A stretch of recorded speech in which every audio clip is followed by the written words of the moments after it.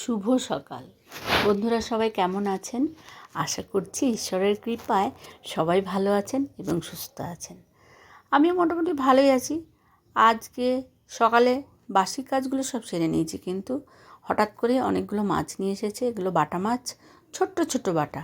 তো মাঝখানে আমি বলেছিলাম যে কিছু ছোটো মাছ আনবে এই বর্ষাকাল, দেখবে মাছ ভাজাগুলো ছোটো মাছ মুচমুচে করে ভাজা করলে বেশ ভালো লাগে খেতে।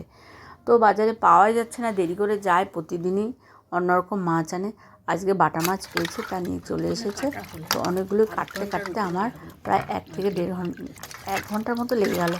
ধুতে আর করতে সব মিলে আমার 1 ঘন্টা লেগে গেল। তো মাছগুলো তো ধুতেই হবে, না ধুলে পরিষ্কার করে ধুয়ে নেবো। 7-8 বার অন্তত পক্ষে ধুতে হবে, নাহলে হবে না। তো লাল জল বেরোচ্ছে, যতক্ষণ না সাদা জল বেরোবে ততক্ষণ মাছগুলো আমি ধুতেই থাকি। তো এইভাবে একটু লবণ দিয়েও ধুয়ে নেবো। তো এইভাবে মাছগুলো ধুয়ে নিয়ে গায়ের মধ্যে অনেক মাছের জলগুলো ছিটকা গেছে আর আঁশের গন্ধ উঠছে। ওর জন্য মাছগুলো ধুয়েই আমি আগে স্নান করে নেবো। স্নান করে নিয়ে এসেছি, এসে পরে জামা কাপড়গুলো মেলে দিলাম। দিয়ে পরে মাঝে মাঝে বৃষ্টি আসছে, আর বর্ষাকাল, বৃষ্টি তো মাঝে মাঝে আসবেই। তো একবার করে তুলছি, একবার করে মেলছি। তো ওই মেললাম, এবারে আবার রান্নাঘরে যাব। বাটা মাছ দিয়ে রান্না করব। তোমার হচ্ছে ঝিঙে এনেছে, দেখি ব্যাগের মধ্যে কী এনেছে দেখাচ্ছি। তারাও আমি আগেই দেখে নিয়েছি, ঝিঙে এনেছে, পটল এনেছে, আরও আলু ঠালু এনেছে, দেখাচ্ছি। তো এই মাছগুলো আগে নুন হলুদ মাখিয়ে নেব, মাখিয়ে নিয়ে রেখে দেবো।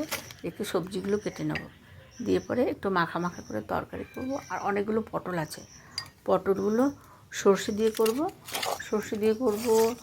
এর আগে একদিনকার চিংড়ি মাছ এনেছিল, চিংড়ি মাছ দিয়ে পটলের মধ্যে ভরে চিংড়ি মাছ দিয়ে করেছিলাম, ওটা নাকি ওদের খুব ভালো লেগেছে। কি বাজার আছে? তো আজকে তো চিংড়ি মাছ নেই, আজকে অন্যরকম করবো। বন্ধুরা ভিডিওটা দেখো, দেখবে একদম সিম্পলভাবে আমি ভিডিও বানাই। কাঁচা লঙ্কা তো দেখো, দেখবে ভালো লাগবে।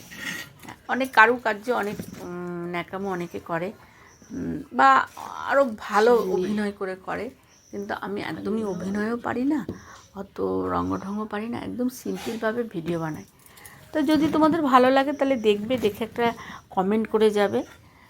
যাই হোক না কেন, যাই ভালো লাগুক খারাপ লাগুক, যা একটা কমেন্ট করে যাবে, তাহলে আমারও ভালো লাগবে।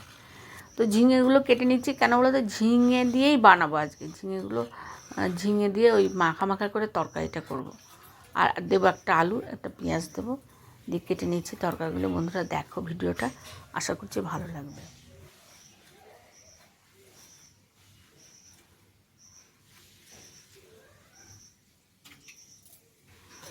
আমার শর্ট ভিডিওগুলো অনেকেই দেখো। তো আমাদের এইখানে যে রাধা গোবিন্দ যে মূর্তি বসেছে, তো অনেকেই কমেন্ট করো, অনেকেই বলো খুব ভালো লাগে, খুব ভালো লাগে। তো বেশিরভাগ সময় এখন আপাতত রাধা গোবিন্দ নিয়ে ব্যস্ত থাকি, ওর জন্য বড় ভিডিও দেওয়াই হয় না।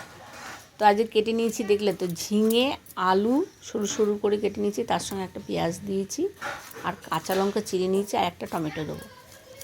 আর পটলগুলো চিড়ে নিচ্ছি, পটল দিয়ে সর্ষে দিয়ে একটু পটল পোস্ত সর্ষে পোস্ত একসঙ্গে বেটে ওটা আর কি মাখা মাখা করে একটা চচ্চড়ি টাইপের করব।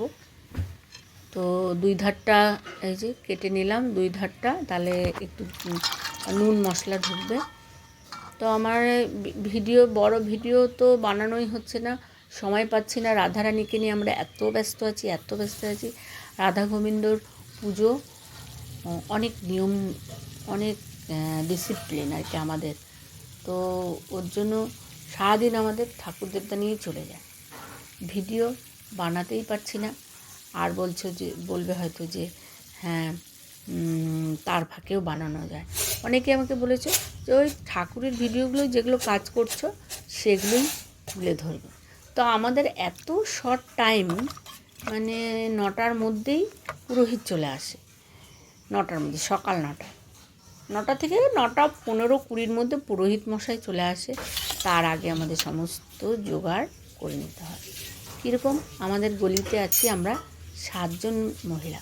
7 দিন আমরা পুজোটা করি, এক দিনে এক একজন পুজোটার দায়িত্ব নেওয়া হয়েছে।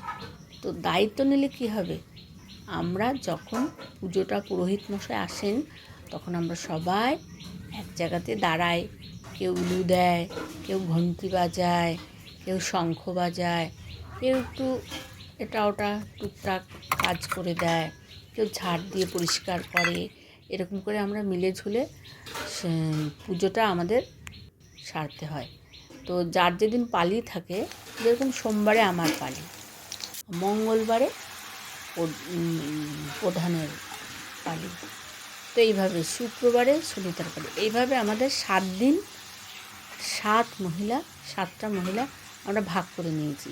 তাহলে কি হয়, মূল যে দায়িত্ব, নিয়ম শৃঙ্খলা, মানে রাধাগোবিন্দর পুজো খুবই নিয়ম ডিসিপ্লিনের মধ্যে ওদেরকে রাখতে হয়। বেদি তো আমরা ছুতেই পারবো না, ব্রাহ্মণ ছাড়া বেদি ছুতে পারবে না।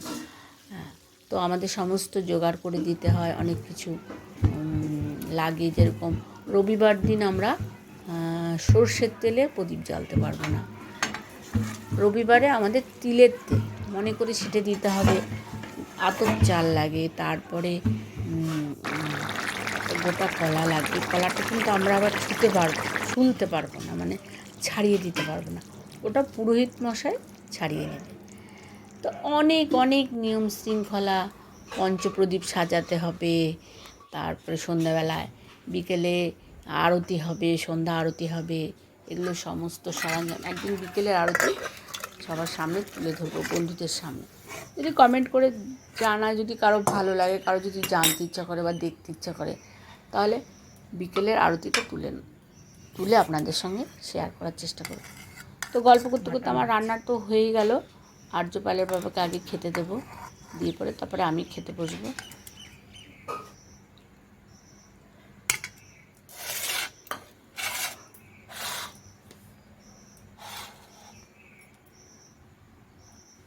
ওকে দিয়ে দিলাম ওই সাইডে, আর আমি নিয়ে নিলাম এইদিকে। তো আমাদের আবার আবার বিকেলের কাজ আছে। সকালে তো পুজো আচ্ছা তো হয়েছে, আজকে তো আমার পালি নয়, আজকে সুনিতার পালি। ও আজকে পুজোর সমস্ত কিছু করবে, আমরা শুধু দাঁড়াবো, উলু দেবো, প্রসাদ নেব। বন্ধুরা, ভিডিওটা যদি ভালো লাগে তাহলে একটা কমেন্ট করে জানাবেন। দেখা হচ্ছে নেক্সট ভিডিওতে। ততক্ষণের জন্য ভালো থাকবেন, সুস্থ থাকবেন, বাই।